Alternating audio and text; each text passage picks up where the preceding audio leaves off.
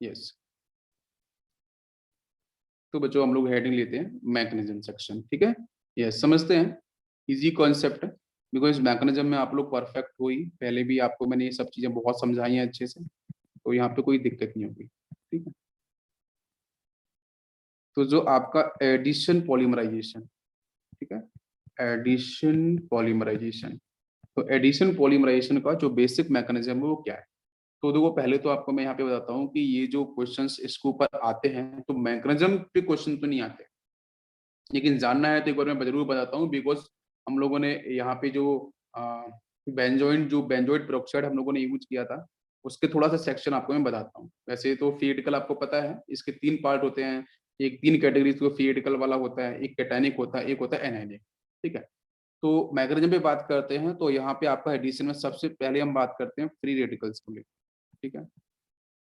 तो free radical mechanism, ठीक है।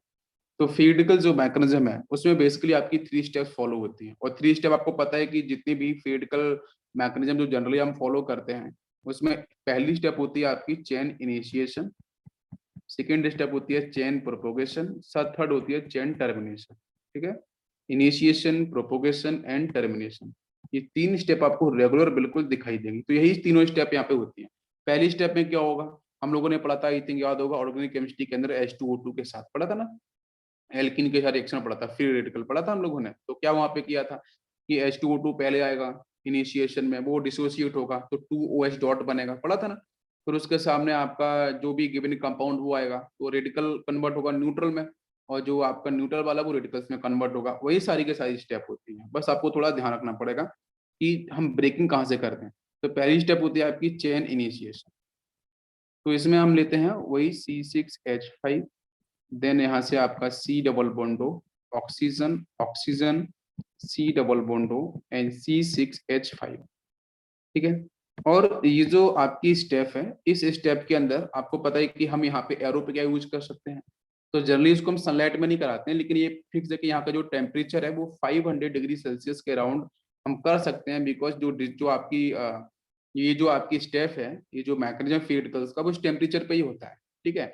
और एक आपको याद होगा, यहाँ पे हम परोक्साइड यूज करते हैं, तो परोक्साइड तो सामने आपको दिख ही रहा है, जो परोक्साइड आपका यहाँ पे दे रखा है मैंने। तो जो बॉन्ड का जो ब्रेकिंग होगी वो कहाँ से होगी, जहां पे इलेक्ट्रॉनिगेटिविटी आपकी कैसी होगी बच्चों, इक्वल। तो यहाँ देखो, यहाँ पे ये ऑक्सीजन है, ये ऑक्सीजन है, तो परऑक्सी लिंकेज डिसोसिएट होगा इस तरीके से। जब ब्रेक होगा तो ये 2 पार्ट में कन्वर्ट होगा। एक तो पार्ट यहाँ से मिलेगा C6H5 C double bond O, then O dot, और प्लस एक पार्ट इधर से होगा C6H5 C double bond O, then O dot, ठीक है। तो ये 2 रेडिकल्स आपके यहाँ से जनरेट हो जाएंगे, इसको आप इकट्ठा एक साथ भी लिख सकते हो, कोई दिक्कत नहीं, क्लियर। तो इसको हम बोलते हैं बेंजोइड फ्री रेडिकल, इसको हम लोग बोलते हैं, दिस इज बेंजीन सेक्शन है। बेंजीन में आपका C डबल बॉन्ड O है ना, आपके ईस्टर वाला सेक्शन, ईस्टर में आता है ना, OH आता है, ईस्टर के अंदर सफिक्स आता है, ठीक है। तो इसको हम बोल सकते हैं this is a benzoyl peroxide या benzoyl free radical, benzoyl free radicals, ठीक है। बेंजोइड फ्री रेडिकल्स हम लोग इनको बोल सकते हैं। तो पहली स्टेप तो बिल्कुल आसान है, सब इसमें कोई डिफिकल्ट नहीं, समझ में आ गया, यहाँ तक क्लियर हो गया। अब इसके बाद क्या होगा, तो जो बेंजोइड फ्री रेडिकल्स है, वहां से कार्बन डाइऑक्साइड गैस आपकी रिलीज होती है। क्यों, क्योंकि जब भी हम, मैं आपको बता रहा हूँ, जब भी कभी आप ऑर्गेनिक केमिस्ट्री के मैकेनिज्म को देखो, तो जहाँ पे ईस्टर वाला सेक्शन कहीं पे दिख जाए, C double bond O dot, हम लोगों ने एसिड्स वगैरह के जब मैकेनिज्म देखे थे, तो वहां पे देखो जब ये सेक्शन कभी मिलता है C double bond O dot, तो इसको हमेशा ना आप CO2 में कन्वर्ट कर देना, बिल्कुल आराम से। क्यों, ये यहाँ पे मूव करेगा, इसका इलेक्ट्रॉन यहाँ ट्रांसफर होगा, ये यहाँ से यहाँ चला जाएगा, तो ये पूरा सेक्शन यहाँ से ये वाला बॉन्ड डिसोसिएट होगा, तो ये बनेगा C डबल बॉन्ड O ऊपर, इधर भी C डबल बॉन्ड O बन जाएगा, तो ये यहाँ से पूरा बन जाता है कार्बन डाइऑक्साइड गैस। तो जो आपका बेंजोइड फ्री रेडिकल्स है, इसमें एक तो ये वाला सेक्शन और यहाँ से ये वाला सेक्शन, ये पूरा का पूरा CO2 में कन्वर्ट हो जाएगा, बिकॉज रेडिकल यहाँ पे आएगा, ये यहाँ से यहाँ इलेक्ट्रॉन शिफ्ट, ये यहाँ से यहाँ चला जाएगा। तो मैं एक को बता रहा हूँ, आप दोनों को यहाँ समझ सकते हो 2 मोल्स के साथ, ठीक है। तो एक तो बनेगा C6H5 डॉट, एक ये रेडिकल बन जाएगा, बाकी यहाँ से आपको कार्बन डाइऑक्साइड गैस आपको देखने को मिलेगी, है ना। ऐसी सेकंड मॉलिक्यूल से करेगी तो ये 2 मोल्स हो जाएगा, और यहाँ पे आपका ये भी 2 मोल्स, तो कार्बन डाइऑक्साइड है वो तो बाहर निकल जाएगी, सिर्फ बचेगा आपका benzene free radical, benzyl free radicals आपको देखने को मिलेगा। यहाँ तक क्लियर हुआ सभी? This is benzyl free radicals. अब ये बेंजाइल, तो पहली स्टेप लगभग आपकी ओवर हो गई है। अब बेंजाइल फ्री रेडिकल के साथ क्या होगा, अब एल्कीन इंट्रोड्यूस होगा। बिकॉज हम लोग जो बात करते हैं एडिशन पॉलीमराइजेशन की, जब हम बात कर रहे हैं तो यहाँ पे हम इथीन का एग्जांपल ले सकते हैं, इथाइल का एग्जांपल ले सकते हैं, CH2 डबल बॉन्ड CH2, है ना, उसका एग्जांपल हम लोग यहाँ पे ले सकते हैं। क्लियर? तो अब देखते हैं आपकी इसी स्टेप में, यहाँ तक क्लियर हो गया, वही तो आसान है। ठीक है, अब इसके बाद क्या होगा कि वो आपका C6H5 जो बेंजाइल फ्री रेडिकल, इसके सामने आएगा CH2 डबल बॉन्ड CH2। ठीक है, तो अब आपको पता चलना चाहिए कि यहाँ से क्या होगा, इलेक्ट्रॉन्स का मूवमेंट, ये इधर शिफ्ट होगा, ये यहाँ शिफ्ट होगा, तो सामने से रेडिकल है, तो ये पूरी स्पीसीज कन्वर्ट कैसी होगी, ये होगी CH2 डॉट सिंगल बॉन्ड, और यहाँ पे ये CH2 डॉट। ठीक है, तो रेडिकल जो होगा वो किसी भी साइड में, एक साइड में जाके यहाँ पे बॉन्डिंग बनाएगा, वन इलेक्ट्रॉन यहाँ से, वन इलेक्ट्रॉन यहाँ से, तो ये बन जाएगा C6H5 single bond CH2 single bond CH2 and dot. ठीक है, आप देख सकते हो किस तरीके से जो आपका बेंजाइल फ्री रेडिकल था वो किस तरीके से आपके यहाँ पे एल्कीन के साथ अटैच हुआ है, यहाँ समझ में। तो ये पूरी की पूरी स्टेप होती है चेन इनिशिएशन। क्लियर है, चेन इनिशिएशन यहाँ तक हो गई है। अब इसके बाद आता है चेन प्रोपोगेशन, है ना, चेन प्रोपोगेट कैसे करेगी, लॉन्ग चेन जनरेट कैसी होगी। तो चेन प्रोपोगेशन में हम लेते हैं यहाँ पे C6H5, ये होगा आपका CH2 देन CH2 डॉट, इसके साथ फिर से आएगा n moles of CH2 double bond CH2।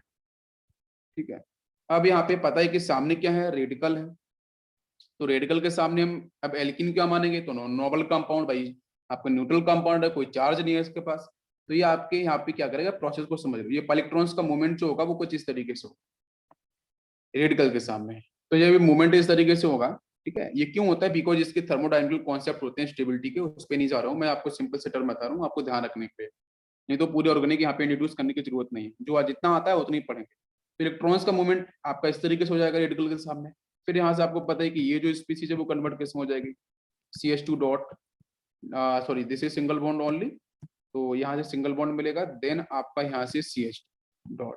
ठीक है, ये जनरेट होगा, तो ये रेडिकल जाके यहाँ से कनेक्ट हो जाएगा, और जब ये इससे कनेक्ट होगा तो यहाँ से क्या बनेगा, ये बन जाएगा C6H5, मतलब जो चेन है ना वो इंक्रीज कर रही है, प्रोपोगेट कर रही है, तो ये बन जाएगा CH2 single bond CH2 then single bond CH2 single bond CH2 and आपका यहाँ पे रेडिकल। ठीक है, अब देख रहे हो चेन को प्रोपोगेशन मिल रहा है, चेन इंक्रीज कर रही है, तो इस तरीके से क्या होगा, फिर से यहाँ पे बिकॉज मैंने लिए थे n मॉलिक्यूल्स लिए थे, बात समझ में आ रही है, तो हमें ये खोजना पड़ेगा कि इसमें रिपीटिंग यूनिट कौन सी है। मेरी बात समझ में आ रही है, इसमें रिपीटिंग यूनिट कौन सी होगी। तो देखो ये C6H5 H डॉट रेडिकल था पहले, तो ये तो आपका चेन रिपीटिंग हो नहीं सकती है। ठीक है, अभी जो इसके पहले मॉलिक्यूल्स आया था ये सेक्शन एक अभी नया मॉलिक्यूल मैंने ऐड किया यहाँ से, तो देखो ये एक नया मॉलिक्यूल यहाँ पे ऐड हो गया, तो हुआ क्या है कि ये जो बीच वाला सेक्शन इसको उठा लेते हैं, तो बीच वाले सेक्शन को ही रिपीटिंग हम बोल सकते हैं। ठीक है, तो यही आपकी रिपीटिंग यूनिट होगी, और इस रिपीटिंग यूनिट के साथ अगर मैं यहाँ पे स्मॉल n लगा दूं तो ये बार बार रिपीट होगा। देखो पहली बार ये आया था, सेकेंड टाइम आपको देखो यहाँ से मिल गया, थर्ड टाइम आएगा तो इधर से और फिर मिलेगा CH2, देन आपका सिंगल बॉन्ड CH2 डॉट, फिर से आएगा, तो इस तरीके से ये जो आपको सेक्शन है, ये वाला सेक्शन है, ये वाला सेक्शन है, ये बार बार रिपीट होता जा रहा है। मैंने यहाँ पे n=2 लिया है, तो ये मॉलिक्यूल्स बन गए। ठीक है, लेकिन मैं तो बोलूंगा भाई रिपीटिंग यूनिट कौन सी है, तो रिपीटिंग यूनिट आपकी यही जहाँ पे मैं n लगाऊंगा, जो इनिशियली आपकी डिफाइन की जाएगी। ठीक है, जो पहली स्टेप में आपकी ऐड होगी, तो ये आपके यहाँ से होगी रिपीटिंग यूनिट, जिसे मैंने यहाँ पे n लगा दिया है। ठीक, तो इस तरीके से आप रिपीट करते जाओ, एल्कीन को लाते जाओ, ये मॉलिक्यूल्स आपका प्रोपोगेट करता जाएगा, और लॉन्ग चेन यहाँ पे क्या होगी आपकी जनरेट हो जाएगी। क्या सभी को मेरी बात समझ में आ रही है, क्लियर हो गया? यस, ये पहली स्टेप क्लियर हुई सभी को? ओके, अब इसमें एक ये भी हो सकता है, ध्यान से देखो कि भाई ये कंपाउंड बन गया है फर्स्ट कंपाउंड, अब इसी तरीके से मैं क्या करूं, ऊपर में पॉलीमराइजेशन कराऊं। ठीक है, और पॉलीमराइजेशन कराने के बाद यही जो फर्स्ट स्टेप जो फर्स्ट कंपाउंड मिला है, इसी की तरह मैं एक सेकंड कंपाउंड और जनरेट कर लूं, तो उसके पास भी रेडिकल्स यही होगा, मतलब ये कुछ ऐसा होगा ना, C6H5 then CH2 single bond CH2 and आपका CH2, यहाँ पे आपका CH2 डॉट। ठीक है, तो एक रेडिकल तो कोई यहाँ भी जनरेट है, ये रेडिकल यहाँ पे है, तो ये रेडिकल भी तो आपस में कनेक्ट हो सकते हैं, तो एक तो आपकी जो चेन होगी ना वो तेजी से इंक्रीज करेगी, मतलब मैं बता रहा हूँ ये प्रोसेस, कि चेन प्रोपेगेट करने के ये भी तरीके कि आप CH2 डबल बॉन्ड CH2 को लेके आओ फेडिकल के सामने, तो वो फेडिकल में कन्वर्ट हो जाएगा। या फिर आप एक एक ही स्टेप से बार बार वो मॉलिक्यूल्स एक फिक्स चेन का क्रिएट करते जाओ, और हर एक मॉलिक्यूल्स को, बिकॉज सबके पास रेडिकल्स होंगे एज ए प्रोडक्ट, उनको जोड़ते जाओ, तो भी लॉन्ग चेन हम क्रिएट कर सकते हैं। क्लियर है? ये डिफरेंट टेक्निक्स है, इस तरीके से फेडिकल को हम लोग क्रिएट करते हैं। समझ में आ गया? रिपीटिंग यूनिट नहीं होगी CH2 single bond CH2 N जो लिखा है मैंने, यही रिपीटिंग यूनिट होगी। इसको आप बार बार रिपीट करते जाओ तो मॉलिक्यूल्स आपका जनरेट हो जाएगा। ये हो गया आपका चेन प्रोपोगेशन। अब इसके बाद आता है चेन टर्मिनेशन। लास्ट है आपका चेन टर्मिनेशन।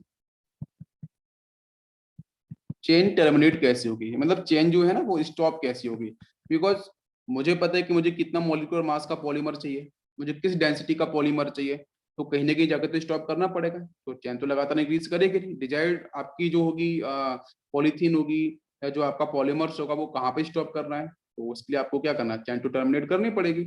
तो चेन टर्मिनेट करने के लिए तो पहले तो मैं रेडिकल्स की बात करूंगा। रेडिकल्स यहाँ से क्या है, C6H5 सिंगल बॉन्ड CH2 ये तो रिपीटिंग यूनिट है, मैंने एन लगा दिया।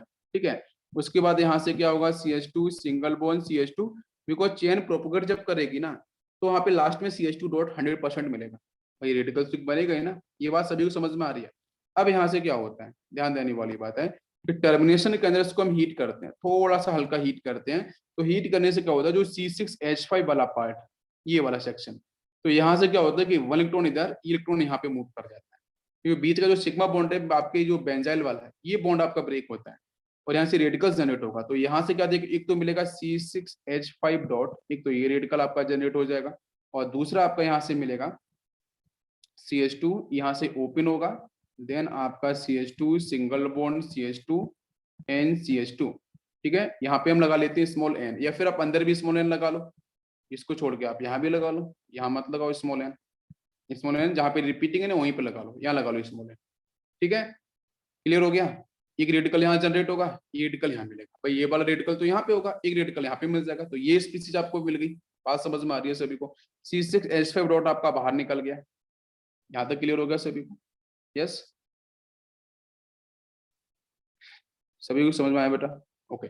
अब क्या होगा, अब जो आपका बेंजाइल वाला जो सेक्शन मिला है पेरिडिकल, इसके साथ जो हम लोगों ने निकाला था बच्चों कार्बन डाइऑक्साइड, अब वो CO2 गैस यहाँ से इसके साथ ऐड होती है, तो plus C double bond O and double bond O, ये बनता है बाई प्रोडक्ट, है ना। सोडियम हम यहाँ से बेंजोइड सेक्शन क्रिएट कर सकते हैं फिर से। ठीक है, जैसे हम लोगों ने इनिशियली जो यूज किया था बेंजोइल पेरोक्साइड, उस बेंजोइल पेरोक्साइड को हम फिर से बना सकते हैं। ठीक है, ये यही मैं यहीं से बताने की कोशिश करूँ। तो क्या होगा, यहाँ से एक पाई इलेक्ट्रॉन ऊपर जाएगा, एक पाई नीचे शिफ्ट होगा रेडिकल्स के सामने, तो वो इससे अटैच करेगा, और जब अटैच करेगा तो कन्वर्ट किसमें होगा, C6H5, ये जाके यहाँ पे आप कहाँ अटैच करेगा, कार्बन के साथ अटैच कर लेगा। तो ऊपर आपका एक पार्ट ओपन, नीचे डबल बॉन्ड हो, यहाँ पे O डॉट, ये बन गया। इसी तरीके से एक मॉलिक्यूल यहाँ से और जनरेट होगा, C6H5 dot plus carbon dioxide, CO2 में पहले इलेक्ट्रॉन से ऊपर जाएगा फिर नीचे जाएगा। बेंजीन वाला जो आपका यहाँ पे जो आपका ये बेंजाइल वाला जो आपका रेडिकल है वो फिर से कार्बन से अटैच होगा, तो फिर से एक नया मॉलिक्यूल यही जनरेट होगा, होगा ना। तो उस मॉलिक्यूल में क्या होगा, C6H5 C डबल बॉन्ड हो, देन O डॉट, ये O डॉट 1 इलेक्ट्रॉन 1 यहाँ पे, ये दोनों आपके ऐड हो जाएंगे, और ऐड होने के बाद तो फिर से क्या बनेगा, फिर से वही बनेगा जो इनिशियली हम लोगों ने पेरोक्साइड वाला सेक्शन हमने यूज किया था। तो यहाँ से क्या मिलेगा, ये बात समझ में आ रही है बच्चों? तो यहाँ से आपको मिल जाएगा C6H5 C double bond O oxygen, then single bond oxygen, double bond O and C6H5। क्या बात समझ में आई? तो देखो फिर से देखो, अब हुआ क्या कि जो हम लोगों ने बेसिकली जो सॉल्वेंट यूज किया था वो फिर से आपका यहाँ से क्रिएट हो गया, तो फिर से आप इसे रीयूज कर सकते हो। बात समझ में आई? क्लियर हो गया? यस, यहाँ तक बच्चों बात समझ में आई है क्या सभी को? अब यहाँ से जो 1 इलेक्ट्रॉन जो ओपन होगा, ये 1 इलेक्ट्रॉन यहाँ से ओपन होगा, तो बाकी जो भी मॉलिक्यूल्स आएंगे, रेडिकल्स जो भी आएंगे वो दोनों साइड से ऐड। मैंने हीट अप क्यों किया, मैंने हीट इसलिए किया बिकॉज मुझे निकालना था C6H5, जो बेंजाइल आपका फीड गैस है उसको बाहर निकालना था, उसको बाहर निकाला मैंने। तो बाहर निकालने से क्या हुआ, बिकॉज वो लीविंग ग्रुप की तरह वर्क करेगा, वो वहां से स्टेबल होने के बाद बाहर निकल जाएगा आराम से, वो 1 इलेक्ट्रॉन से। अच्छा, जैसे वो बाहर निकलेगा तो वो CO2 से कंबाइन करेगा, तो फिर से वही पेरोक्साइड बना लेगा, उसका रीयूज कर सकते हैं। और इधर इधर रेडिकल फ्री, इधर रेडिकल फ्री, तो जितने मॉलिक्यूल्स लेके आओ उसको आप जोड़ते जाओ, मॉलिक्यूल्स आपका जनरेट होता जाएगा। क्लियर हो गया? और ये सभी क्लियर हुआ। तो ये आपका एडिशन पॉलीमर्स का जो एक्सप्लेनेशन था वो आपका क्लियर हो गया यहाँ पे। इसके बाद बात करते हैं हम लोग कंडेंसेशन। नेक्स्ट है कंडेंसेशन पॉलीमर्स, है ना।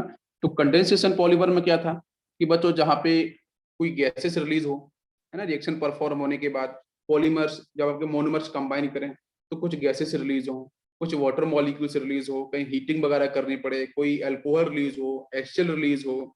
तो इस टाइप को हम अभी देखो, अभी कोई मॉलिक्यूल्स खास रिलीज नहीं हुआ है, ठीक है। यस। अब देखो यहाँ से क्या होगा, हम बात करें पहले एग्जाम्पल लेते हैं नाइलॉन 6 के बारे में। नाइलॉन 6, ठीक है। नाइलॉन 6 की बात करते हैं तो इसमें ये आपका कोपॉलीमर है कि होमोपॉलीमर है? तो मेरा आंसर होगा कि होमोपॉलीमर है, ठीक है। होमोपॉलीमर, ये मैं आपको पढ़ा चुका हूँ, होमोपॉलीमर जहाँ पे आपके सेम टाइप के मोनोमर्स यूनिट देखने को मिलते हैं, ठीक है। तो नाइलॉन 6 इज एग्जैक्टली होमोपॉलीमर, ठीक है, जिसमें हम क्या देखते हैं, amino caproic acid, amino caproic acid, ठीक है। इसमें हम कैपोलैक्टम देखेंगे, अमीनो कैप्रोइक एसिड, ठीक है। ये आपको दिखाई देगा बेसिक पार्ट, जिसको हम लोग हीट करेंगे तो हीट करने से यहाँ से क्या होगा, कैप्रोलैक्टम आपको मिलेगा। क्या मिलेगा? कैप्रोलैक्टम। मैंने पीडीएफ शेयर की थी, आप लोगों ने जरूर देखा होगा उसे, ठीक है। कैप्रोलैक्टम का फॉर्मेशन होगा, और कैप्रोलैक्टम ही बेटा क्या होगी, रिपीटिंग यूनिट को शो करेगी, और रिपीट में बेटा इसी की होती जाएगी, और होने के बाद इसको हीट भी करेंगे तो फाइनली आपको यहाँ से क्या मिलेगा, नाइलॉन 6 आपको दिखाई देगा, ठीक है। तो कैपोलैक्टम का स्ट्रक्चर क्या है, ये सब हम लोग अभी देखेंगे। यस। तो यहाँ तक समझ में आ गया? हाँ, नाइलॉन बिल्कुल। अब ये जो नाइलॉन 6 है, ये आपका बेसिकली इसकी हाई टेंसाइल स्ट्रेंथ होती है, ठीक है, फाइबर्स कैटेगरी का है ये, ठीक है। और इसको हम यूज करते हैं टायर्स के अंदर, जो कॉर्ड्स हैं, रोप्स हैं, है ना, उनके बनाने के लिए, ठीक है। इसको याद करने का तरीका भी आपने देखा होगा, मैंने कहा था एन बाई देन LON, यहाँ पे 6, इसको आप इस तरीके से लिखो, एन बाई का मतलब क्या है, न्यूयॉर्क, ठीक है, न्यूयॉर्क। एन बाई का मतलब न्यूयॉर्क, आप ऐसे याद कर सकते हो। LON का मतलब जो आपका लंदन जो सिटी है, ठीक है। और 6 का मतलब बेटा कार्बन से रिलेटेड है, ठीक है, समथिंग रिलेटेड टू कार्बन। जो नंबर ऑफ कार्बन है वो आपके 6 है, नंबर ऑफ कार्बन एटम वो कितने हैं, 6 है, ठीक है। वो आपके जो हम बात करते हैं 6 का मतलब है कि जो मोनोमर्स जो यूनिट प्रेजेंट होगी उसके पास 6 आपके कार्बन एटम प्रेजेंट होंगे, वो बार बार रिपीट करेंगे, ठीक है। तो नाइलॉन से समझ में आया? नाइलॉन में क्या क्लियर हुआ, इसको आप ऐसे याद करो, न्यूयॉर्क, लंदन, देन आपका 6, ठीक है।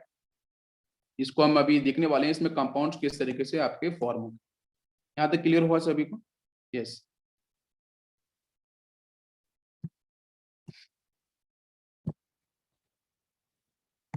यस, ठीक है, यहाँ तक क्लियर हो गया, ओके। अब यहाँ से मिस की हम मोनोमर्स यूनिट्स को एक बार देखते हैं, ठीक है। तो यहाँ पे हम एन मोल्स लेते हैं बेटा, यहाँ से हम ले लेते हैं NH2, देन आपका CH2, यहाँ पे इसके 5, then C double bond O, then OH, ठीक है। जैसा हम लोगों ने अभी बात की थी कि नाइलॉन 6 के अंदर जो हम देखते हैं बेटा, कैपोलैक्टम जो बनता है ना वो कैप्रोइक एसिड से बनता है, तो this is actually caproic acid, ठीक है। This is A caproic acid, caproic acid से आपका यहाँ से कैपोलैक्टम का फॉर्मेशन होगा। अब क्या करते हैं, इसको हम लोग हीट करते हैं, इसके एन मॉलिक्यूल्स हैं, इसको हम लोग हीट करेंगे। तो हीट करने से यहाँ से क्या होता है, वाटर मॉलिक्यूल्स रिलीज होगा। नाउ क्वेश्चन इज दिस कि वाटर मॉलिक्यूल्स रिलीज किस तरीके से हो, है ना। तो देखो बच्चों, इसमें क्या होता है कि ये जो आपका NH2 वाला सेक्शन है, ध्यान दो, ये जो NH2 वाला सेक्शन है, यहाँ से क्या रिलीज होगा बेटा, यहाँ से रिलीज होगा एक हाइड्रोजन, और यहाँ से टर्मिनल से OH सेक्शन। तो ये क्या होता है, रिंग फॉर्मेशन यहीं से करता है। अब ध्यान रखना पड़ेगा, H, इसको हीट करते हैं तो H और OH, ठीक है, H और OH, ये एसिड वाले सेक्शन से OH, यहाँ से NH2 वाले सेक्शन से हाइड्रोजन। तो ये पूरा का पूरा यहाँ से water molecules easily one molecules release होगा, ठीक है। तो वन बैलेंसी यहाँ खाली होगी, और यहाँ भी एक बैलेंसी खाली, वो बैलेंसी आपस में बॉन्ड बनाएगी, एक रिंग बन जाएगा। आपको मेरी बात समझ में आ रही है, किस तरीके से OH निकाला जाता है? यस, सभी क्लियर हुआ यहाँ पे? यस। तो देखते हैं स्ट्रक्चर क्या बनता है। यहाँ पे बनेगा NH, देन इसके बाद C double bond O section, यहाँ पे बाकी जो बचा है CH2, NCH2, CH2 5 होने चाहिए, CH2, और यहाँ पे ये CH2, इधर ये बॉन्ड बनेगा 1 2 3 4 5, बिल्कुल, ठीक है। तो क्या निकाला मैंने, यहाँ से हाइड्रोजन, ये ध्यान रखना है, यहाँ से हाइड्रोजन और यहाँ से OH, तो वाटर मॉलिक्यूल्स बाहर जाएगा और एक ये स्ट्रक्चर आपको देखने को मिलेगा। बात समझ में आ रही है? और यही स्ट्रक्चर क्या है, कैप्रोलेक्टम है। This is the caprolactam. ये तो मैंने कंप्लीट आपको मैंने यहाँ पे फॉर्मूला बता दिया है, स्ट्रक्चर बताया है। बहुत बार इसको ना इस तरीके से बनाते हैं कि यहाँ पे आपका ये NH है ना, कार्बन 1 2, ये CH2 है सारे के सारे, ठीक है। 1 2 N आपका यहाँ से देखो, एक कार्बन, दो कार्बन, तीन, 5 होने चाहिए। यहाँ पे आप C डबल बॉन्ड को लगा लो और इसके बाद यहाँ पे 1 2 3 4 यहाँ पे, देन आप इस रिंग को ना बेटर वे इस तरीके से बनाओ तो 5 प्रॉपर देखें। यहाँ एक्सटेंशन कर देते हैं, देन इधर एक्सटेंशन, देन यहाँ से। तब चेक कर लो 5 हो कि नहीं CH2, एक CH2 यहाँ पे, 2 3 4 और एक 5। अब ठीक है। तो बहुत बार ना इस तरीके से स्ट्रक्चर बनाया जाता है, आपको पूछा जाता है, आप इसको ऐसे समझो चाहे इस तरीके से, वो था कैप्रोलेक्टम। अब इस कैप्रोलेक्टम को हम लोग फिर से क्या करते हैं, हीट करते हैं। अब इस कैप्रोलेक्टम को आप हीट करोगे तो हीट करने से फिर से कुछ ना कुछ बॉन्ड ब्रेक करेंगे, और बॉन्ड ब्रेक करेंगे तभी एक्सटेंशन होगा, ठीक है। यस। तो अब इसको हम हीट करेंगे तो हीट करने से बॉन्ड कौन सा ब्रेक होता है, ये इंपॉर्टेंट पॉइंट है। तो NH और जो C डबल बॉन्ड वाला बॉन्ड है, ये वाला बॉन्ड ये ब्रेक करेगा। क्यों? क्योंकि ये पाई ऊपर जाता है, डेल माइनस होगा, डेल पॉजिटिव होगा। तो उस केस में यहाँ पे पॉजिटिव चार्ज आते ही यहाँ पे ये जो लोन पेयर है ना, उसका मूवमेंट, लोन पेयर देखो पॉजिटिव सिंगल लोन पेयर, उसका मूवमेंट हो जाएगा, हो सकता है। तो यहाँ से ये वाला जो बॉन्ड है बीच का, ये बॉन्ड आपका डिसोसिएट होगा। इसको हीट करेंगे, वो बॉन्ड डिसोसिएट करेगा, तो यहाँ से आपको मिल जाएगा NH ओपन होके, देन आपका CH2 कितना हो जाएगा, चेक करो, 1 2 3 4 5 रहेगा। देन यहाँ से ऊपर आपका C डबल बॉन्ड हो और ये पूरा पार्ट ओपन, यहाँ पे हम स्मॉल n लगा सकते हैं, ठीक है। तो ये आपका बन गया है नाइलॉन 6। नाइलॉन 6, तो मैं फिर से रिपीट करता हूँ समझने के लिए, एक बार ध्यान दो। मैंने बेटा नाइलॉन 6 के लिए क्या यूज किया था, कैप्रोइक एसिड, समझ में आया? कैप्रोइक एसिड से आपका किस तरीके से, अमीनो कैप्रोइक एसिड से कैसे आपका वाटर मॉलिक्यूल निकला, कहाँ से निकालना H और OH, वो आपको सामने दिख रहा है। हीट करेंगे तो फिर कौन सा बॉन्ड ब्रेक करेगा, तो ये बनेगा आपका नाइलॉन 6। पूरा समझ में आ गया? Nylon 6 is easy.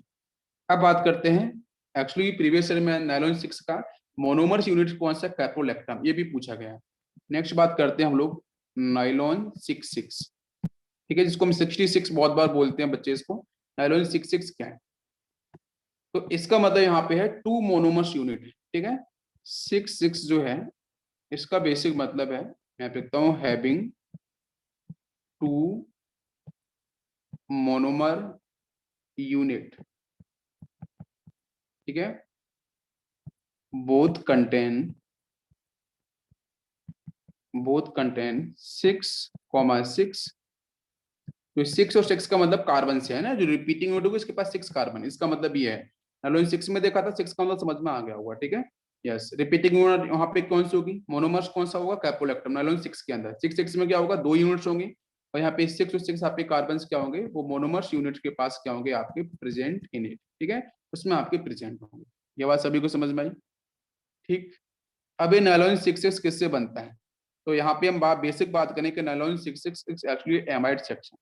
क्या होगा यहाँ पे एमाइड लिंकेज देखने को मिलेगा, इसकी टेंसाइल स्ट्रेंथ आपकी काफी अच्छी होती है। ये किससे बनता है, तो हम बात करते हैं। फिर बनता है हेक्सा मिथाइलिन डाई अमाइन, किससे बनता है, पहली यूनिट की बात करें तो फर्स्ट होता है हेक्सा मिथाइलिन डाई अमाइन।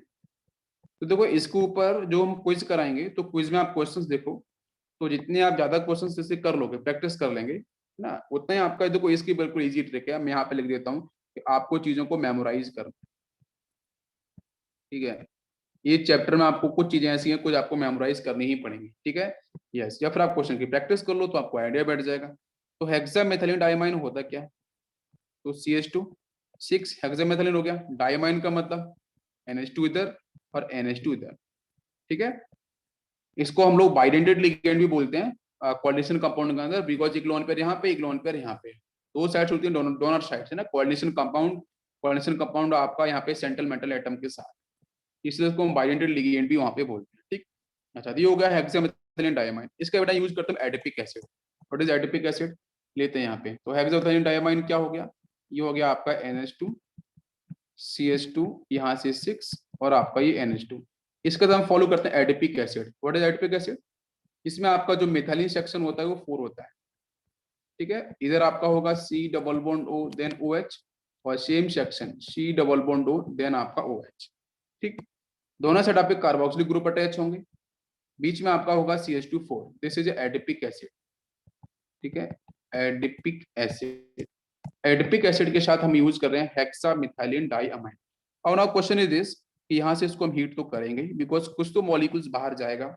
अब वाटर मॉलिक्यूल्स बाहर जाता है वो तो क्लियर है, अब वाटर मॉलिक्यूल्स कितना बाहर जाता है तो वो समझने वाली बात। यस, तो यहाँ से वाटर मॉलिक्यूल हम कैसे रिलीज करें। यस, ये दोनों पॉइंट क्लियर हुए हैं। वाटर मॉलिक्यूल में कौन सा सेक्शन आपका रिलीज होगा, तो देखो मैं फिर से बताता हूँ, जैसे अभी हम लोगों ने पढ़ा था कि जो आपका ये सेक्शन है अमाइन वाला सेक्शन है, इससे H2 बाहर मत निकाल देना कि H2 यहाँ से निकाल दिया, ऑक्सीजन यहाँ से निकाल दिया, C डबल बॉन्ड, गलत आंसर हो जाएगा। H और OH वाला सेक्शन बाहर जाता है वाटर मॉलिक्यूल्स। तो जो NH2 होगा, NH2 से निकलेगा 1 हाइड्रोजन, यहाँ पे से लिखता हूँ, NH2 के पास 2 हाइड्रोजन है, इसमें से निकलेगा 1 हाइड्रोजन, यहाँ से 1 OH, ये OH और यहाँ से H, ये दोनों निकाल देंगे as a water molecules easily बाहर। ठीक है, इसको जैसे बाहर निकालेंगे तो यहाँ से एक मॉलिक, अच्छा एक पॉइंट फिर ये भी है कि और भी सेक्शन कैसे, तो इस तरह ये भी तो OH है, यहाँ से भी तो बिल्कुल निकलेगा, यहाँ से क्या हाइड्रोजन, ये NH2 से फिर से ओपन कर दो, 2 हाइड्रोजन यहाँ पे हैं, तो दोनों हाइड्रोजन को मैं रिप्रेजेंट करता हूँ। तो इस NH के पास से निकलेगा 1 हाइड्रो ये वाला, तो ये हाइड्रोजन यहाँ से, ये OH यहाँ से टर्मिनल पोजीशन से, तो दोनों टर्मिनल से निकला OH, इधर से H, एक तो वाटर वो बाहर चला गया। अगर इस टर्मिनल की बात करें तो H यहाँ से, OH यहाँ से, तो एक वाटर मॉलिक्यूल यहाँ से बाहर चला गया, तो अंदर वाले तो अटैच बॉन्डिंग से हो जाएंगे, बाहर वाले ओपन हो जाएंगे। बात समझ आ रही है, बाहर वाले ओपन अप हो जाएंगे। ये बात समझ में आ रही है, क्लियर हो रहा है। तो देखो कि मॉलिक्यूल यहाँ से क्या मिलेगा, ये मॉलिक्यूल यहाँ से बनेगा आपका NH CH2 और यहाँ से आपका 6, वही दिख रहा है, और फिर आपका यहाँ से बचेगा सिर्फ NH, और NH के बाद आएगा आपका C double bond O, then होगा आपका CH2 4 एडिपिक एसिड का, प्लस आपका C double bond O, OH तो बाहर चला गया, यहाँ से हो जाएगा ओपन। ठीक है, N, तो ये आपको यहाँ से मिली रिपीटिंग यूनिट। एक पार्ट इसमें किसका है, हेक्सा मिथाइलिन डायमाइन का, और एक पार्ट है आपका एडिपिक एसिड का। क्लियर हो गया। जब यहाँ से वाटर मॉलिक्यूल्स की बात करेंगे तो कितना रिलीज होता है, तो उसको बोलते हैं N+1 water molecules, N+1 water molecules. ठीक, क्लियर हो रहा है। वैसे वाटर मॉलिक्यूल्स पे नहीं जाना, आपको सिर्फ ध्यान देना है कि जो नाइलॉन 6 है उसकी मोनोमर्स यूनिट क्या है, उसमें OH और H कहाँ से निकलता है वो आपको ध्यान देना है। तो this is the repeating unit, और यही आपका यहाँ से बन चुका है, दिस इज दी नाइलॉन 66 बोलते हैं, या 6-6 करके बोलते हैं, 6,6 करके बोलते हैं, बात दो एक ही है, किसी भी तरीके से बोल लो। क्लियर हो गया सभी को। यस, अब इसमें जब हम लिंकेज की बात करते हैं, ध्यान दो, तो लिंकेज में क्या क्या दिख रहा है, ये एक नया बॉन्ड डेवलप हुआ है, देखो ध्यान से देखो, ये क्या हो गया, ये एसिड एमाइड हो गया। ठीक है, एसिड एमाइड। ठीक है, तो एसिड एमाइड आपको नाइलॉन 6 के अंदर ही देखने को मिलता है। भाई एमाइड किससे बनता है, NH2 के साथ जब एसिड आ जाए, अगर NH2 के साथ एसिड आता है, मैं लिखता हूँ, अगर NH2 के साथ कार्बोक्सिलिक वाला सेक्शन आता है तो वहां से बनता है एमाइड लिंकेज। ठीक है, और अगर OH के सामने अगर एसिड आएगा तो बनता है ईस्टर लिंकेज। क्या बनता है, ईस्टर लिंकेज बनता है। तो ईस्टर कब बनता है, OH के सामने जब एसिड आएगा तो ईस्टर बनेगा, NH2 के सामने जब एसिड आएगा तो बनता है एमाइड लिंकेज। बात समझ में आ रही है, अरे क्लियर है क्या। यस, अरे बच्चों बात समझ में आ रही है, याद क्लियर हो गया सभी को। तो इसका यूज कहाँ करते हैं, तो जो भी आपके रोप्स हैं या फिर आपकी जो ब्रश, ब्रश जो यूज करते हो ना, ब्रश ब्रश जो होता है, टीथिंग जो ब्रश बात करते हैं उसके, और उसकी हाई टेंसल स्ट्रेंथ भी होती है, तो हमारे ब्रश भी जो शूज वगैरह होते हैं उनको साफ करने के लिए भी इसकी हम हाई टेंसल स्ट्रेंथ भी जनरेट करते हैं। दूसरा, इसमें हम जो फाइबर्स होते हैं उसके अंदर भी यूज करते हैं, फैब्रिक्स हैं उसके अंदर भी इसका हम यूज करते हैं। ठीक है, ये समझ में आ गया, नाइलॉन 6 क्लियर हो गया, दोनों समझ में आ गए। ठीक है, वाटर मॉलिक्यूल कैसे बाहर निकलते हैं वो भी समझ में आ गया हो। इसके बाद एक और आता है नाइलॉन 2,6, नाइलॉन 2,6। ठीक है, ये क्या है, तो ये आपका भी पॉलीमर है जहां पे हम ग्लाइसिन यूज करते हैं। क्या यूज करते हैं, ग्लाइसिन यूज करते हैं। ठीक है, ग्लाइसिन यूज करेंगे, एन हम यूज करेंगे इसके साथ amino caproic acid, glycine plus amino caproic acid. Clear, तो अमीनो कैप्रोइक एसिड तो हमने अभी देखा था, और इसकी अपनी अलग प्रॉपर्टी है, ये आपका बायोडिग्रेडेबल भी है, ठीक है, बायोडिग्रेडेबल भी है, ठीक है, जो माइक्रोब्स है वो इसको आराम से डिग्रेड कर देते हैं, ठीक है, फिनिश कर सकते हैं नेचर के अंदर, ये आपका पॉल्यूशन क्रिएट नहीं करेगा। तो यहाँ से समझ में glycine plus amino caproic acid को कंबाइन, ये बायोडिग्रेडेबल होगा पॉलीमर्स, ठीक है, इसकी जो टेंसाइल स्ट्रेंथ काफी कम होती है, ठीक है, और जितने भी आपके पैकिंग आर्टिकल्स होते हैं, है ना, उसके अंदर नायलॉन 26 का हम यूज कर सकते हैं। और ना क्वेश्चन ग्लाइसिन क्या है, तो ग्लाइसिन का जो स्ट्रक्चर है वो कुछ ऐसे होता है, यहाँ पे आपका आ गया ये NH2, यहाँ पे इसके N मॉलिक्यूल्स, और यहाँ पे CH2, C double bond O, then OH, ठीक है, दिस इज द ग्लाइसिन, इसको हम बोलते हैं बेटा ग्लाइसिन।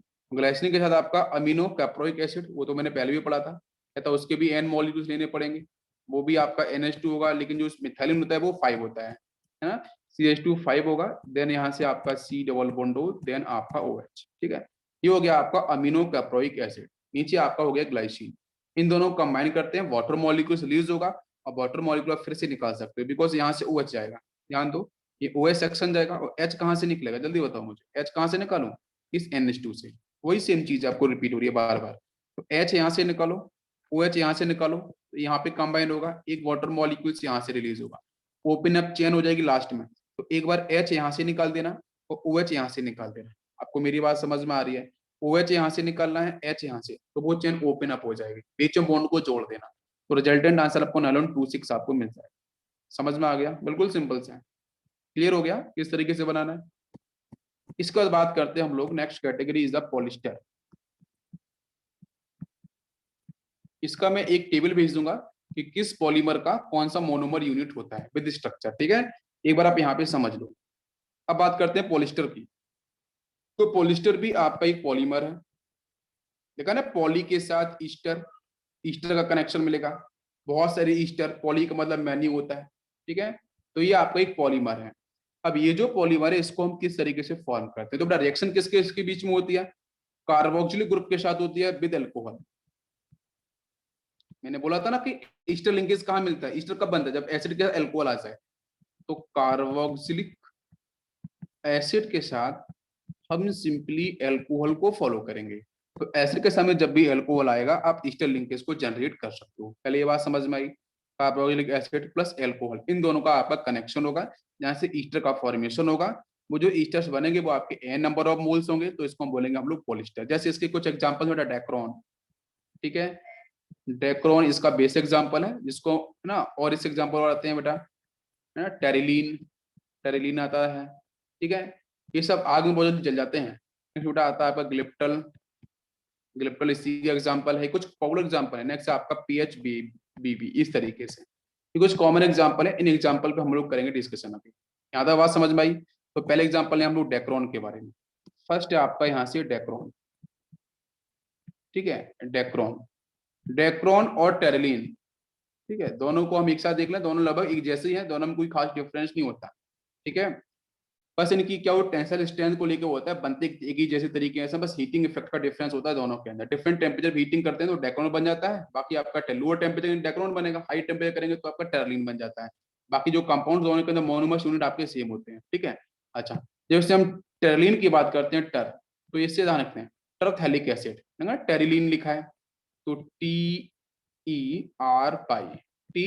से हम ध्यान रख सकते हैं, टर साइलेंट होता है, PH, ठीक है, PH, पी के साथ टी रहता है, यस, PTHALIC, टरथैलिक एसिड, ठीक है। अब आ गई टेरलिन से, टेरिन में टर आ रहा है, तो टर से आपका टरथैलिक एसिड, लास्ट में क्या ENE है, लास्ट में LENE है, इसका मतलब इथाइलिन ग्लाइकोल, क्या होगा, इथाइलिन ग्लाइकोल, थोड़ी कनेक्टिविटी है, इसको याद रखने के लिए लास्ट में ऑल आएगा, ठीक है, इथाइलिन ग्लाइकोल, C होगा, यस, COL, ठीक है, इथाइलिन ग्लाइकोल। तो याद करते हैं एक बार, डेक्रोन, हम टेरलिन को देखेंगे यहाँ से, हाथ दो दोनों को एक तरीके से बनाते हैं, लोअर टेम्परेचर पे हीट करते हैं डेक्रोन बनता है, हाई पे हीट करते हैं टेरलिन बनता है। कॉम्बिनेशन किस किस का होता है, टर से देखो टरथैलिक एसिड, लास्ट में LENE है, LENE से देखो इथाइलिन ग्लाइकोल, एक कनेक्टिविटी बैठेगी ना सीधी। अब बात करते हैं टरथैलिक एसिड का स्ट्रक्चर क्या है, ये होता है N मोल्स ऑफ यहाँ से आपका OH, C double bond O, बीच में आपका बेंजीन वाला सेक्शन होता है इस तरीके से, देन यहाँ आपका C double bond O, then आपका OH, ठीक है। This is a terephthalic acid, इसी को बोलते हैं टरथैलिक। दोनों तरफ क्या हुआ, कार्बोक्सिलिक सेक्शन आपको दिख रहा है, कार्बोक्सिलिक, एक ये दिख रहा है, इधर ये दिख रहा है, बीच में बेंजीन वाला सेक्शन है। और बाकी आपको पता है कि इथिलीन ग्लाइकोल क्या होता है, तो वो तो पता है आपको, बीच में क्या होगा, CH2, भाई इथाइलिन तो ये हो गया ना, बाकी एक OH इधर और एक OH इधर, हो गया इथाइलिन ग्लाइकोल। यस, इसको बोलते हैं डाईहाइड्रिक, डाईहाइड्रिक वाला है आपका ये अल्कोहल है, ठीक है। मोनोहाइड्रिक, डाईहाइड्रिक, ट्राईहाइड्रिक होता है, सॉर्बिटॉल होता है पॉलीहाइड्रिक में, ठीक है। तो अब यहाँ से OH और H को बाहर निकालना है ना। क्वेश्चन इज दिस कि जब हम इसको हीटिंग करेंगे दोनों को एक साथ, तो इसको हीट करने से यहाँ से वाटर मॉलिक्यूल्स रिलीज होगा, लेकिन वो वाटर मॉलिक्यूल्स जब रिलीज होगा तो हम H और OH को हम कैसे डिफाइन करें, तो कुछ भी नहीं है। ऐसे कंफ्यूजन बहुत बार होता है कि हम एसिड से H प्लस आयन निकालें, ठीक है, ऐसा कोई दिक्कत नहीं है, ठीक है। आप यहाँ से करना है कि एल्कोहल है, ऊपर एसिड है, तो एल्कोहल एसिड बनता है ईस्टर, तो क्या करना है कि एसिड से H प्लस नहीं, एसिड से क्या जाएगा OH वाला पार्ट, ध्यान दो, ईस्टिक लिंकेज की बात कर रहे हैं, तो इसमें एसिड से क्या जाएगा OH वाला सेक्शन। अरे ईस्टिफिकेशन बताया था ना मैंने, एसिड से बहुत बच्चे H प्लस निकालते हैं, ईस्टिफिकेशन गलत करते हैं, OH यहाँ से और H यहाँ से। इसी तरीके से फिर यहाँ पे आएंगे तो OH यहाँ से निकालेंगे और नीचे से H निकालेंगे, ठीक है। तो जब यहाँ से ये एक साइड से निकालेगा तो ये से कनेक्ट हो जाएगा यहाँ पे वाटर मॉलिक्यूल बाहर निकलते ही, और ये वाले आपके जो पॉइंट वो ओपन अप हो जाएंगे, पूरा ओपन हो जाएगा। तो देखो कैसे बनेगा, उस पर हम बात करते हैं।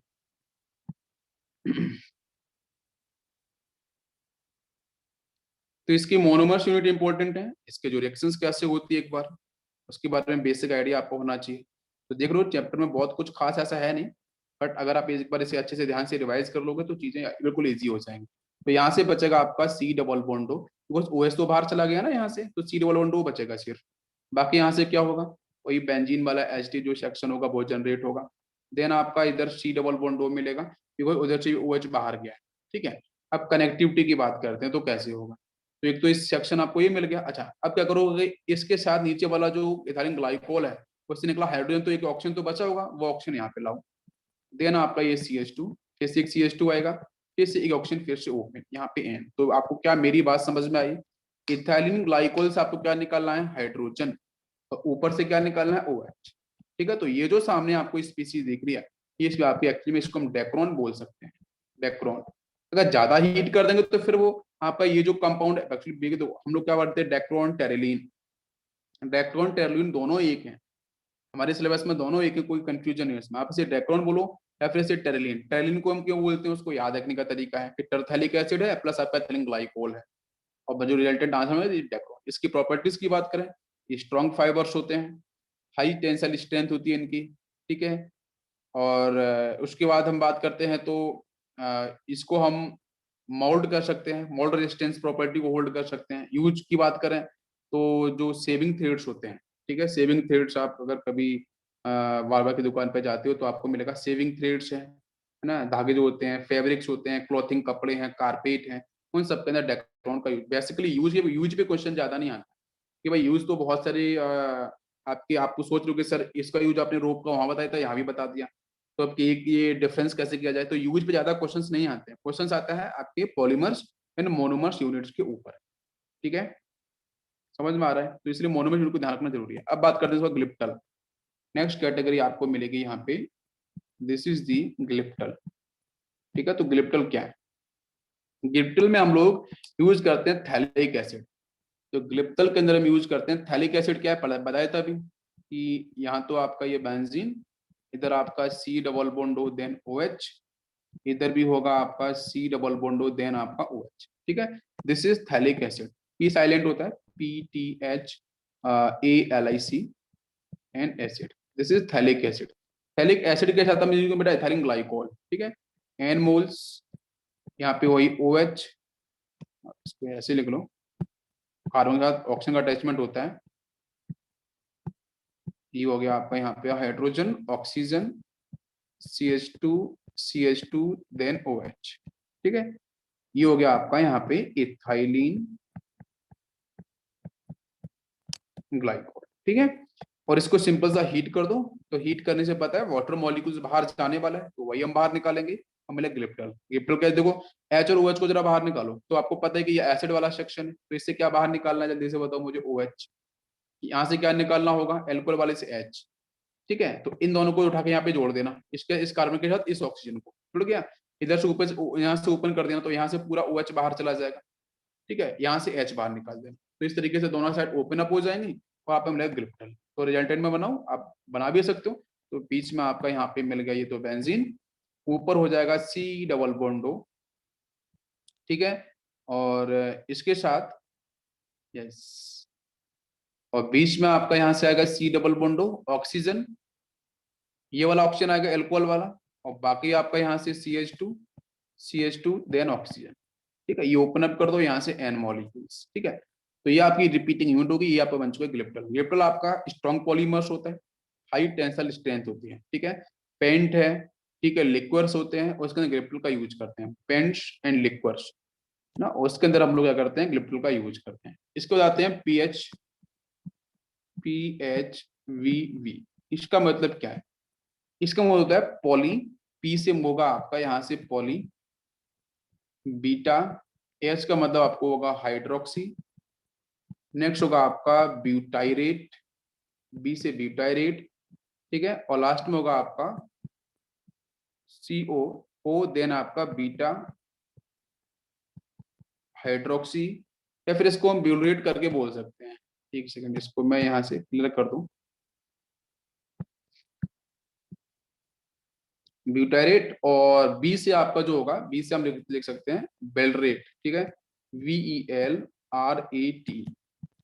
ठीक है, ये वाला सेक्शन, तो इसको पूरे को मैंने एक्सप्लेन किया यहाँ से, पॉली बीटा हाइड्रोक्सी, एच से आपका हाइड्रोक्सी हो जाएगा, बी से आपका यहाँ से ब्यूटारेट होगा, बी से आपका बेलरेट होगा। ठीक है, ये इसका पूरा इसका नाम समझ में आ गया। यस, जहाँ पे हम लोग जहाँ पे हम लोग बेसिकली क्या करते हैं, जो बीटा जो आपका तो हाइड्रोक्सी सेक्शन है उसको हम यूज करते हैं। ठीक है, उस हाइड्रोक्सी सेक्शन को यूज करते हैं, और एसिड के पास से होता है उसको हम यूज करेंगे, जिसमें आपके दो एसिड्स आते हैं। फर्स्ट एसिड जो होता है वो आपका बीटा हाइड्रोक्सी ब्यूटारिक एसिड होता है, सेकंड होता है बीटा हाइड्रोक्सी बेलरिक एसिड होता है। ठीक है, तो बेलरेट जो आया वो बेलरिक एसिड से आया, ब्यूटाइरेट जो मिल रहा है भाई लास्ट में एटी आ रहा है ना, यहाँ पे एटी आ रहा है, तो यहाँ पे जो एसिड मिलता है वो आपका होता है बीटा, दो एसिड होते हैं, पहला होता है बीटा हाइड्रोक्सी ब्यूटाइरिक एसिड, और जो बेलरेट को रिप्रेजेंट करता है, बिकॉज वो भी ईस्टर को रिप्रेजेंट कर रहा है, तो सेकंड जो आपका होता है इट इज ए बेलरिक एसिड, इसको बोलते हैं बीटा हाइड्रोक्सी, ठीक है, बेलरिक एसिड।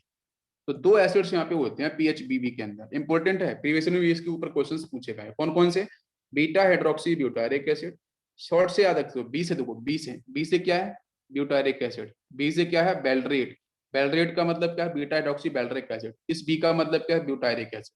आप इस तरीके से इसको ध्यान रख सकते हो। ठीक, अभी दोनों को हम कंबाइन करते हैं पॉलीमराइजेशन के लिए, तो एन मोल्स क्या होगा, यहाँ पे आपका OH होगा, देन आपका CH, CH3, CH2, then C double bond O, then OH। ठीक है, ये होगा आपका, यहाँ से हो गया, देखो 4 कार्बन है कि नहीं, 1 2 3, एक 4 कार्बन ऊपर है, 4 कार्बन की चेन है, इसको हम लोग बोलते हैं बीटा हाइड्रोक्सी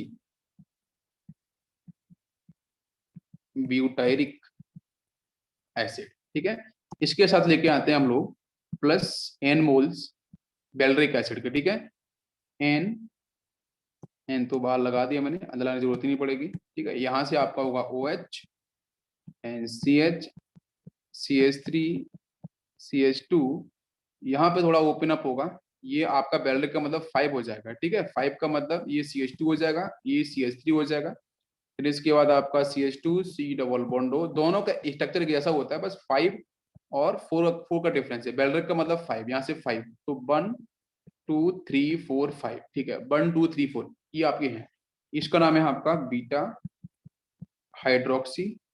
भाई ये अल्फा होगा, ये बीटा हो जाएगा, बीटा पे प्रेजेंट है ना, ये अल्फा ये बीटा, बीटा पे हाइड्रोक्सी, इसलिए बीटा हाइड्रोक्सी बार बार यूज कर रहे हैं, बीटा हाइड्रोक्सी। और यहाँ पे होगा आपका बेलरिक एसिड, इन दोनों को है, और इन दोनों को जो हम कनेक्ट करते हैं और हीटअप करेंगे, तो हीटअप करने से क्या है, वाटर मॉलिक्यूल्स ही बाहर जाएगा, सिंपल सा, वाटर मॉलिक्यूल्स को बाहर निकाल देते हैं। और कैसे बाहर निकालना है वो आपको पता है कि दोनों को दोनों एसिड है।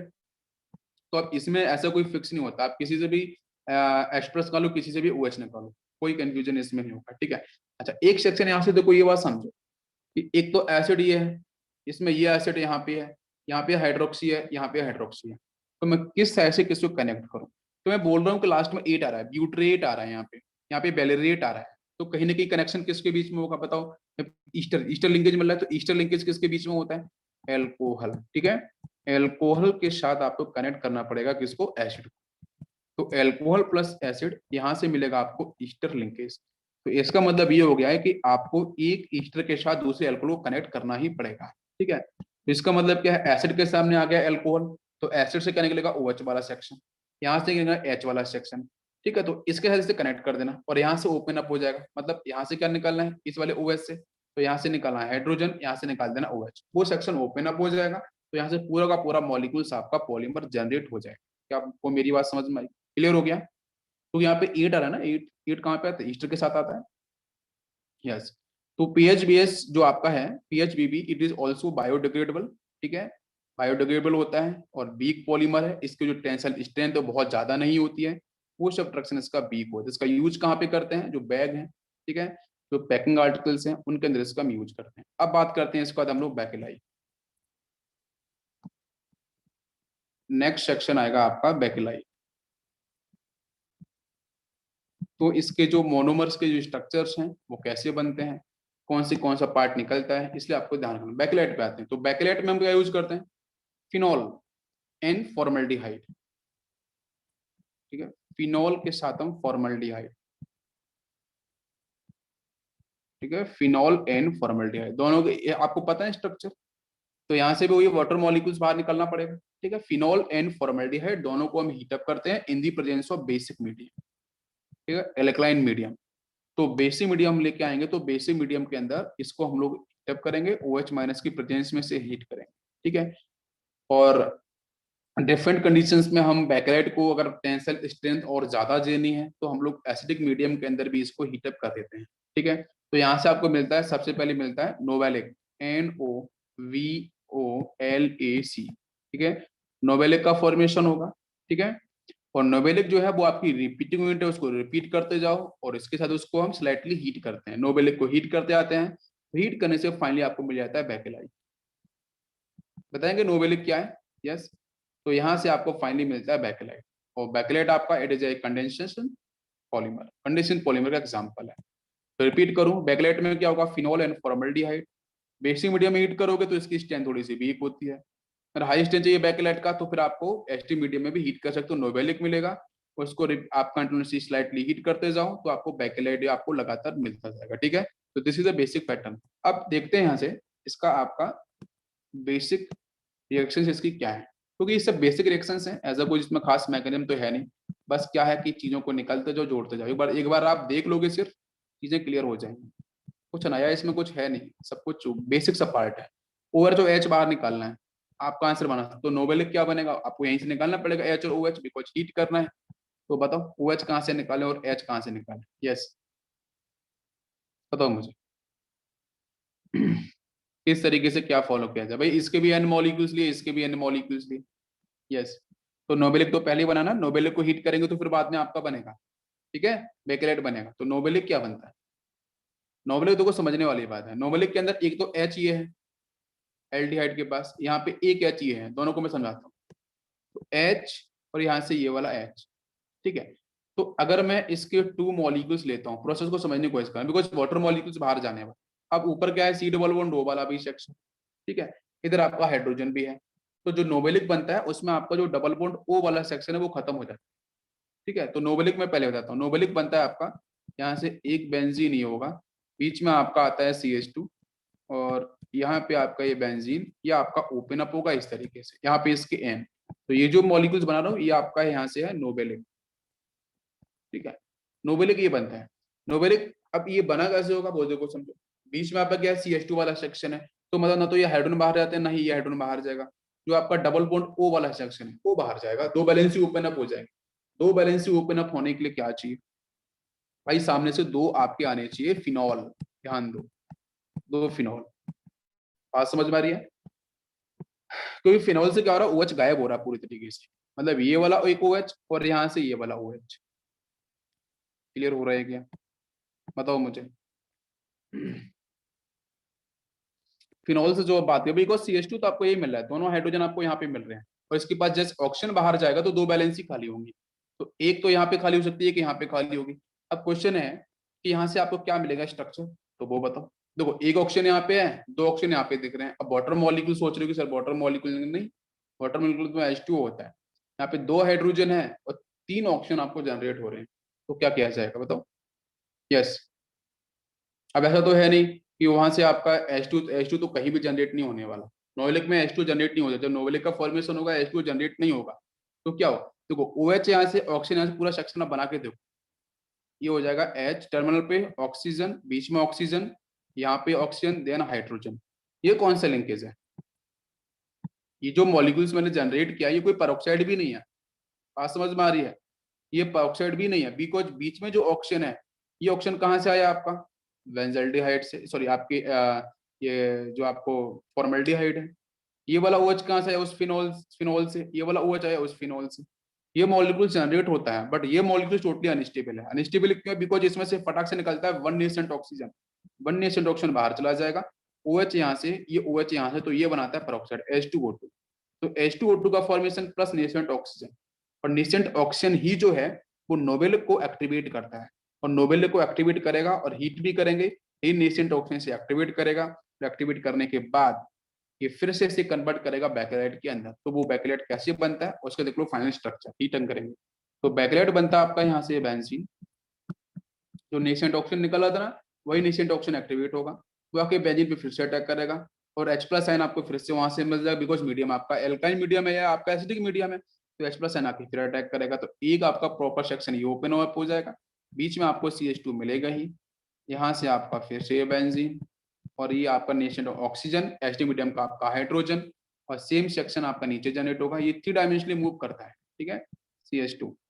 नेक्स्ट यहाँ पे बेंजीन, और इसके साथ ये बेंजीन, यस CH2, देन इसके बाद ये वाला सेक्शन ओपन अप होगा, यहाँ से ये वाला सेक्शन ओपन अप होगा, नीचे मिलेगा OH और यहाँ मिलेगा OH, ठीक है। तो ये आपको जो पूरा का पूरा फॉर्म दिखाई दे रहा है भाई, एक सेक्शन ऊपर से मिल गया, एक सेक्शन तो ऊपर ऊपर वाला, ये ऊपर वाला जो सेक्शन है, यहाँ से जो ऊपर वाला सेक्शन है वो किसको रिप्रेजेंट कर रहा है भाई, उसमें क्या होगा सीधा हम बोलेंगे, जो अभी हम लोगों ने बनाया था नेबुलिक बनाया था, नेबुलिक ये था कि दो बेंजीन थे, बीच में आपका CH2 सेक्शन था, नेसेंट ऑक्सीजन आया उसने यहाँ पे अटैक किया, H2 से H+ है उसने अटैक किया, ये जो पूरा फॉर्म दिख रहा है यही आपका क्या है, बैकलाइट, ठीक है, दिस इज ए बैकलाइट। तो बैकलाइट का स्ट्रक्चर आपको ध्यान रखना। प्रॉपर्टीज की बात करें, स्ट्रॉन्ग होता है, नॉन बायोडिग्रेडेबल है, ठीक है, नॉन बायोडिग्रेड, थर्मोसेटिंग का एग्जांपल होता है, क्रॉस लिंक्ड होता है, 3D फॉर्म होती है, इसको हम रिमोल्ड नहीं कर सकते। यूज कहाँ पे करते हैं, इलेक्ट्रिक स्विच के अंदर, घरों के अंदर जो इलेक्ट्रिक स्विच है, बटन है जो ना स्विच है, उनके अंदर इसका यूज करते हैं। केटल्स, जो केटल्स होती है खाना वगैरह जो चीज हम बनाते हैं, केटल्स के जो हैंडल्स होते हैं, उसके अंदर हम लोग इसका बैकलाइट का यूज करते हैं, ठीक है। चलो थैंक यू।